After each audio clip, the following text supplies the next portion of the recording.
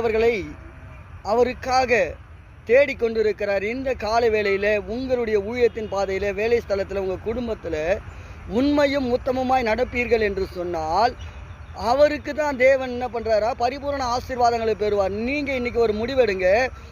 என்ன காரியங்கள் வந்தாலும் கர்த்தருக்காக உண்மையும் உத்தமத்தோடு கூட வாழுவேன். ஆமென். தேவ பிள்ளைகளை, உண்மையாக வாழ்ந்து பாருங்கள். ரொம்ப கஷ்டம் தான், ஆனால் உண்மையாக வாழ்ந்து பாருங்களேன். தேவன் உங்கள் உண்மையை பார்த்து உங்களுக்கேற்ற ஆசீர்வாதத்தை எந்த தடையும் இல்லாதபடிக்கு ஏற்ற காலத்தில் ஏற்றதை செய்வேன்னு சொன்னார்ல, அவரை நம்பி தானே உண்மையாக வாழ்ந்து கொண்டிருக்கிறீங்க. அவரை நம்பி தானே உத்தமத்தோடு உங்கள் குடும்பத்தில், உங்கள் வேலை ஸ்தலத்தில் எல்லாத்திலையும் வாழ்ந்து கொண்டிருக்கிறீங்க. அப்போது நீங்கள் உண்மையாய் வாழ்கிற போது தேவன் எப்படி உங்களை மறப்பார்? இந்த காலை வேளையில் நீங்கள் ஒரு முடிவெடுங்க. என் தேவனே, நான் உண்மையும் உத்தமத்தோடு உமக்கு வாழ்கிற ஒரு வாழ்க்கை நான் காணிக்கையாக ஒப்பு கொடுக்க போகிறேன்ப்பா.